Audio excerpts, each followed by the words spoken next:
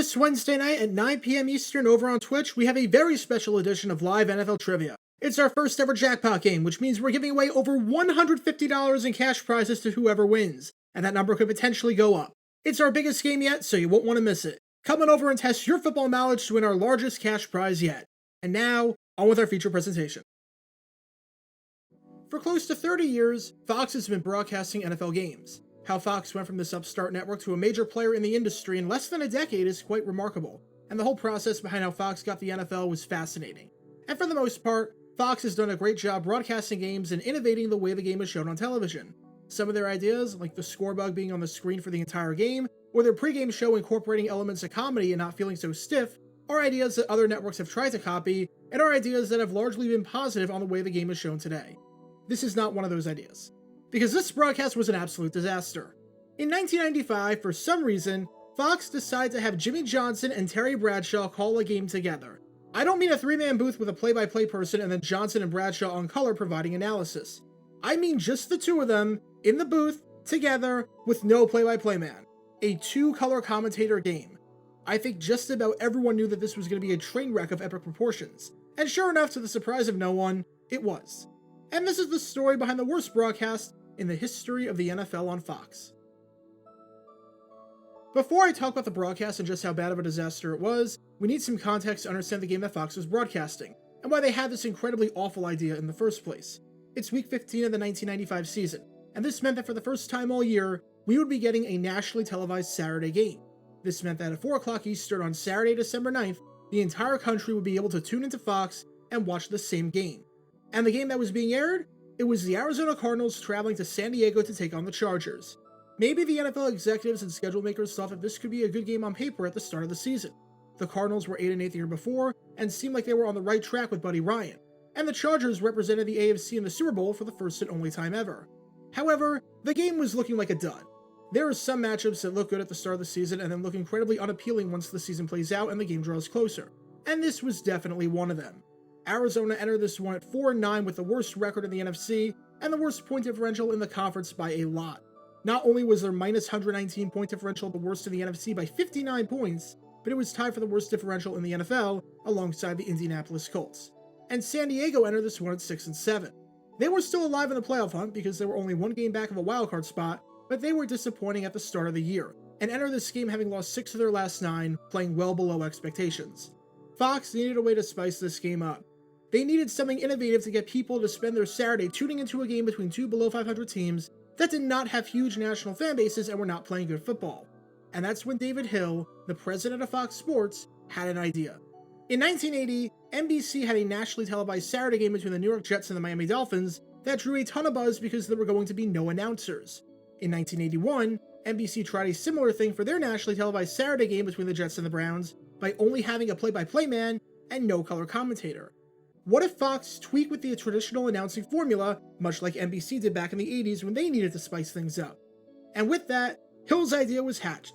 Two color commentators. No play-by-play man. It was going to revolutionize the industry. Hill was incredibly optimistic about how this broadcast was going to go. Remember that Fox was seen by a lot of people at the time as an innovative company when it came to televising sporting events. They were the first company to have a score bug showing at all times. They were a few weeks away from debuting the glow puck at NHL games. As he boldly claimed, "I always felt announcing hasn't advanced since the radio days." This was his idea to advance broadcasting, and to make it feel more conversational and not so stiff and rigid. For this grand experiment, the two men to try it out were Terry Bradshaw and Jimmy Johnson. This game was chosen to try it out not just to increase ratings, but so that Bradshaw and Johnson could work this game and then be back in the studio for the pregame show on Sunday. Bradshaw and Johnson had chemistry between each other from working on the show, but broadcasting in the booth was a whole different animal. The last time Bradshaw broadcast any game was in 1993 when he worked some preseason games. But preseason games aren't traditional broadcasts, since a lot of that time is spent not focusing on the game, and instead is spent time interviewing starters who aren't playing. It's not really broadcasting the same way that calling a regular season game is. The style and the flow are totally different.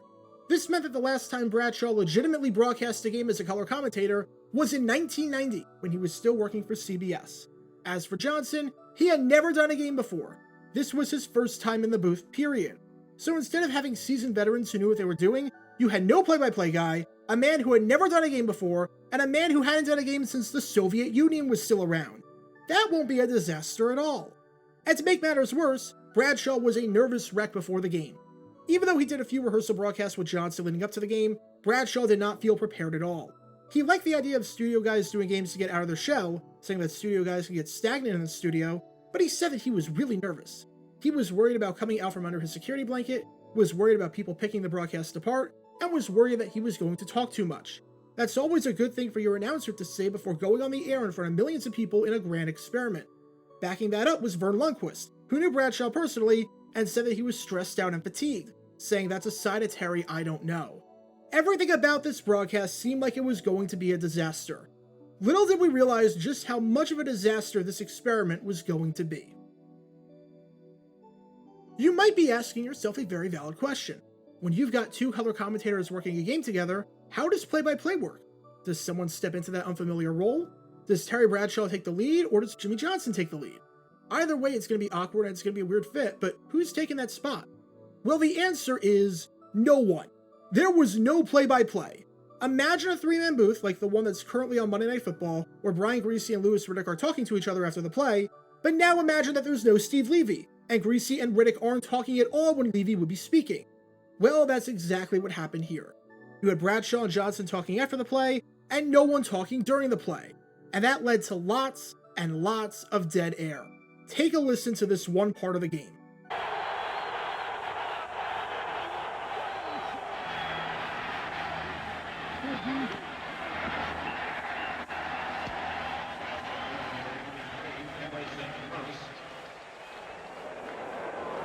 It was like this for the entire game. It did not get better whatsoever. You had a solid 15 seconds of dead air before and after every single play. And what made it worse was that no one had any idea what was going on. If you were just casually watching the game and listening but not paying attention to the graphics, you had no clue what was happening. Even if you were paying attention to the graphics, remember that this is 1995, so the information provided was minimal at best when it came to down and distance and whatnot. Now you might be saying that this wasn't a huge problem in 1980 when the Jets and Dolphins played each other and there were no announcers, and I talked about that experiment with the announcerless game in a previous video of mine, so if you want to learn more about that, click the card in the upper right corner. And yes, that is true. But the reason why that was the case, and why this wasn't an issue, was because you had the PA announcer in the stadium give the information, and you had the audio levels from there turned up, so at least that basic and highly necessary information was provided, even though there were no announcers. But here, it was not provided at all. And when this information isn't provided, it makes for an incredibly painful and incredibly awkward broadcast. You never heard Bradshaw or Johnson saying anything regarding the down and distance, or regarding the player who made the play. There was no player identification whatsoever. Perhaps no play highlighted this lack of identification and how painful this was more than this play right here. In the second quarter, with the game scoreless and the Chargers facing 3rd and 8 in the red zone, they score the first points of the game on a 15-yard touchdown pass by Stan Humphries to Mark Say. Listen to how long it takes anyone in the booth to say Mark Say's name. Listen to how long it took the announcers to identify the man who scored the touchdown. Blitz, here it comes. There it is, touchdown. Yes, indeed. Spread them out, throw to the open receiver. Well, you know, the thing about this blitz is it came so late, Jimmy. Once again, if the safety blitzes from 10 yards off, Humphries has all the time in the world to get the correct read, turn around, and hope that the receiver has seen the blitz and makes his adjustments.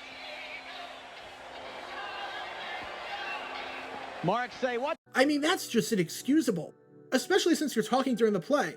If you're taking more than 30 seconds to identify who it was that caught the pass and scored, I don't know what you're doing. Even something as simple as nice catch by Say would have sufficed. Absolutely nothing. Same thing happened later in the fourth quarter, with the Cardinals facing 4th and 10 with less than 2 minutes to go, needing to get this touchdown to have any hope at winning. Once again, I'm going to start the timer the moment Stevie Anderson catches this pass. See how long it takes anyone, to actually say the name of the guy that scored the touchdown. Oh no, they... Touchdown. Great throw against cover 2. The cover 2 that Coach Johnson talked about earlier in the telecast. If you can get the corner to stay up front and you get the receiver behind him to run a post corner, then you have an opportunity to get a touchdown. We saw it earlier. I'm going to draw the route up. The route will go like this and then back out to the corner. Watch what happens. Craig, first of all, eludes the sack, lays it up. Marks say back in the corner of the end zone for the touchdown. But once again, Stevie Anderson catching that one. Oh, I'm sorry, Stevie Anderson. You're right, Jimmy. It took nearly 40 seconds for any identification whatsoever, and the first name that was said was a player on the wrong team. I somewhat understand how he got that wrong, since both Say and Anderson wear the number 82 jersey, so Johnson looked at the wrong sheet. But still, this was 40 seconds after the play. There's no excuses whatsoever. And not that blunders like this are excusable, but maybe the vibe of the broadcast would be excusable if the analysis being provided during the game was, actually good. The Manning cast has shown that you can do a format right without a play-by-play person if the conversation is good or entertaining, or the analysis and breakdowns are good. However, as you can probably guess, we did not get that here from Terry Bradshaw and Jimmy Johnson. Listen to how the two men came back from the halftime break. And there's so many things wrong with this sequence that I can't even begin to describe it. Welcome back to Jack Murphy Stadium. Terry Bradshaw along with Jimmy Johnson, where we have the Phoenix Cardinals or the Arizona Cardinals. Jimmy coming in here playing the Chargers. In the first half, we saw the blitzes, we saw the takeaways, the turnovers that the Chargers created. Now we've looked at and seen what the Chargers can do to really get some points on the board. What the heck is that word vomit, Terry? Aside from the fact that they call the Cardinals the Phoenix Cardinals, which they hadn't been in 2 years, and aside from the fact that they got the name of the team wrong, which is a great way for an audience to not listen to you and not take you seriously, I don't even know what he was trying to say. In the first half, we saw the defense and we saw what the Chargers are capable of. Whatever the heck that means, your guess is as good as mine. I have no idea what he meant. And trust me, Terry's word vomit and inability to string together coherent thoughts was a problem throughout the entire 3-hour game. Take a listen to this field goal attempt, where late in the third quarter, Greg Davis hit a 36-yard field goal for Arizona to make it a 28-17 game. This might be the most awkward announcing of a score I've ever heard in my life.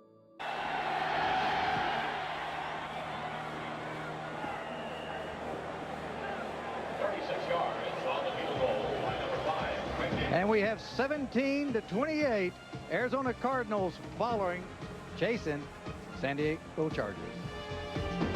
I mean, do I even need to say anything about how bad that was? There have been some bad throws to commercial that I've seen, but this one might take the cake. Jimmy Johnson wasn't great during this broadcast, as he did get some facts wrong and did have a tendency to talk too much at times, but you could at least see the potential. With a bit more polish, he would actually be a pretty good color commentator. Terry Bradshaw, on the other hand, was a complete lost cause, and no one would have succeeded in the booth with him. There is no other way to put it. And even though the Chargers won this game 28-25, the talk after the game wasn't about the on-field product. It was about whatever the heck Fox was doing on this day.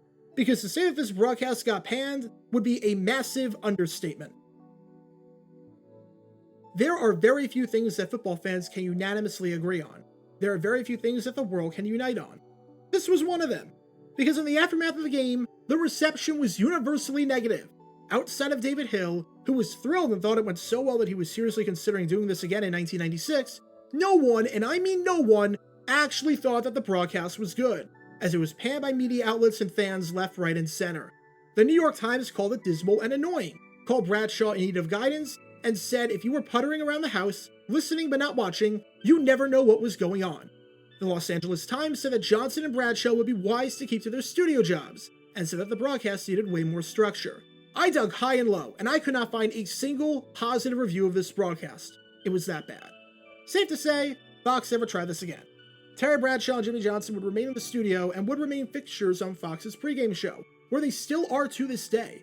And you never saw another main broadcast of an NFL game, even more than 2.5 decades later, being called by two color commentators without a play-by-play guy. That raises the question, could this broadcast have worked? Was there any way whatsoever that a broadcast like this could have been successful? With the right people? Maybe. If you had announcers who were more prepared and actually knew the players on the team, and you had a little bit of structure, where you had someone doubling down as both the play-by-play man and color commentator, then this might have had a chance. Heck, a lot of great broadcasts come in blowouts and in the preseason, where it's very conversational. And alternative broadcasts like the Coach's Room for College Football and the Manning Cast have shown that this format can work if done correctly. But in this current structure, with Bradshaw and Johnson doing this, not a chance in the world. There's a reason that Fox, even though they wanted this to work, never tried this again in its current form. Terry Bradshaw and Jimmy Johnson are Hall of Famers who have contributed a lot to the sport of football. They're seasoned veterans in broadcasting, and for many people, they can't imagine getting ready for football without hearing their voices and watching them in the Fox pregame show. But as great as their contributions to the sport have been, this train wreck of a broadcast was one contribution that we'd all wish to forget ever happened. Get your official Jaguar Gator 9 merchandise by going to jg9shop.com, and be sure to like this video, ring the notification bell, subscribe down below if you haven't already, as it helps the channel out a lot, and be sure to check out Twitch every Wednesday night at 9 p.m. Eastern for your chance to play NFL Trivia and win cash prizes, link in the description below. If you want to see videos like this condensed down to 60 seconds, then follow me on TikTok at JaguarGator9, and subscribe to 60-Second NFL History on YouTube. To see highlight videos of players throughout the history of the NFL, subscribe to JG9 Highlights. Also, special thanks to all of our Patreon supporters for helping out the channel. Your support is greatly appreciated. See how you can become a patron and request future video topics in the description below.